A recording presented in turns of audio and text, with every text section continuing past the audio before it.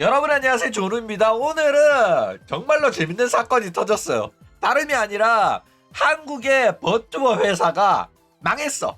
망해가지고 문을 닫았거든. 문을 닫았는데 이 회사의 자산이 경매로 올라와가지고 지금 난리가 났어요. 오늘은 요거에 관해서 또 잠깐 이야기를 해볼까 합니다. 그러면 시작해보도록 하죠. 일단 이런 일은 진짜로 최초예요. 전 세계를 뒤져도 이런 일이 생긴 적이 없었거든. 왜냐면 기본적으로 이 디지털 자산이라는 게 인정받기가 쉽지 않았어요. 그래가지고 이러는 게 뭐가 돈이 되겠어 하면서 압류를 안 했단 말이야.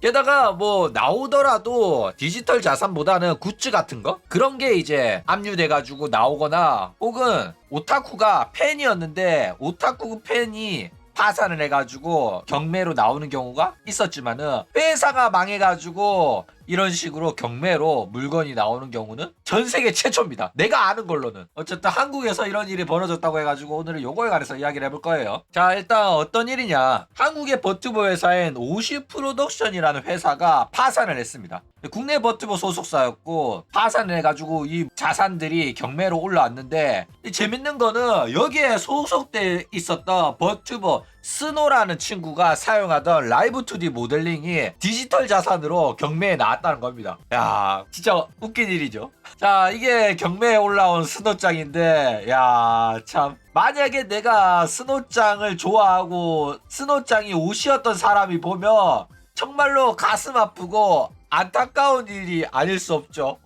다시 만난 그녀와의 재회는 최악이었다. 스노짱! 나한테 석화지 이러너! 스노짱! 스노짱 왜 거기 있는 거야? 뭐라고 말이라도 좀 해봐, 스노짱! 도대체 무슨 일이 있었던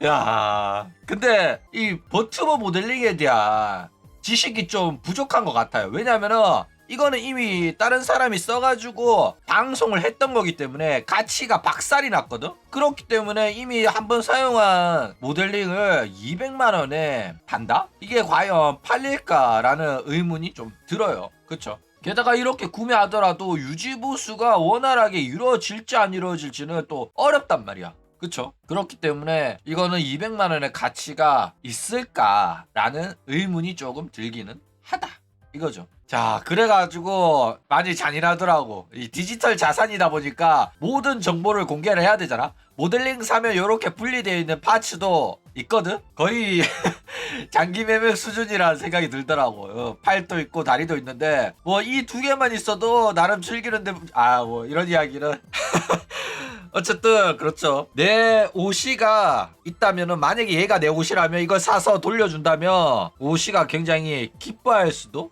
있겠죠. 아니면 내 오시의 몸뚱아리 죽었지만은 내 오시를 영원히 소유할 수 있는 그런 기회잖아. 이거는 팬 입장에서는 못 참죠. 자, 일단 스노짱의 모델링이 경매에 나온 이유에 대해서 좀 더 자세하게 설명을 해보자면, 일단 이 회사가 대출을 받아가지고 회사를 유지를 했었어요. 그런데 회사 문을 닫으면서 파산 신청을 하게 됩니다. 이 사장은 과거에 뭐 버튜버로 활동을 했었던 73 나티 고유라는 사람이에요. 지금 현재는 닉네임이 고유라는 닉네임을 사용하고 있고 뭐 모델링 제작도 할 줄 아는 친구라고 합니다. 근데 이제 파산을 신청해가지고 회사의 남은 자산들이 경매로 나오게 된 거예요. 그래가지고 아까도 말했듯이 이제 버튜버 모델링이 디지털 자산으로 인정이 돼가지고 경매 물품으로 나온 겁니다. 그런데 이 라이브 2D의 버튜버 모델링이 경매로 나오니까 또 논란이 터졌어요. 왜 논란이 터졌냐면, 얘가 회사 문 닫으면서 여러분들 걱정하지 마세요. 소속 버튜버들은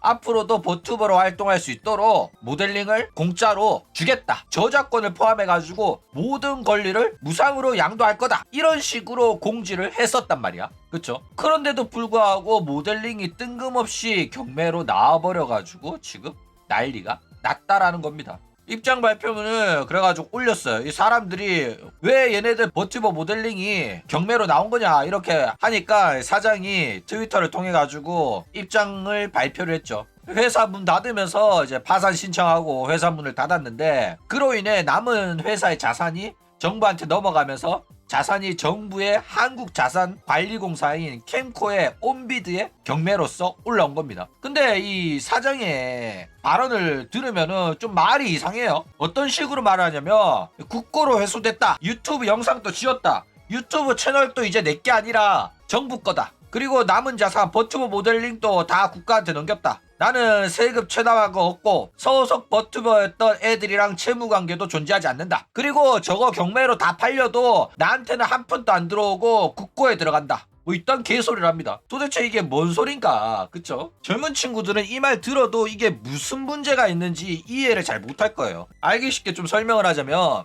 일단 파산이라는 것 자체가 정말로 나쁜 행동이에요. 잘못된 행동이고 죄입니다. 그러니까 회사를 차렸다가 회사 문을 닫을 때 파산을 이용해서 문을 닫으면은 정상적인 폐업 절차가 아니에요. 그러니까 파산이라는 거는 사업이 망했어. 돈은 안 벌리고 빚은 많아졌어. 그래가지고 회사가 가진 자산보다 빚이 많아졌을 때, 그때 나 이제 더 이상 사업 못하겠다, 나 기부업이다, 지지다 했을 때 할 수 있는 게 파산이라는 제도입니다. 그러니까 이 파산이라는 거는 빚이 생겨가지고 저는 더 이상 빚을 못 갚겠어요, 살려주세요라는 마지막 헬프란 말이야. 그런데 이제 나라에서 그런 사람들을 위해 가지고 만들어 놓은 제도가 파산 제도란 말이야. 그렇기 때문에 얘는 결국은 빚이 있는데 빚을 못 갚았어요. 그래가지고 정부가 얘 빚을 대신 갚아주는 거란 말이야. 그런데도 불구하고 얘는 굉장히 뻔뻔하고 당당하게 나는 빚진 거 없다 라는 개소리를 하고 있는 거야.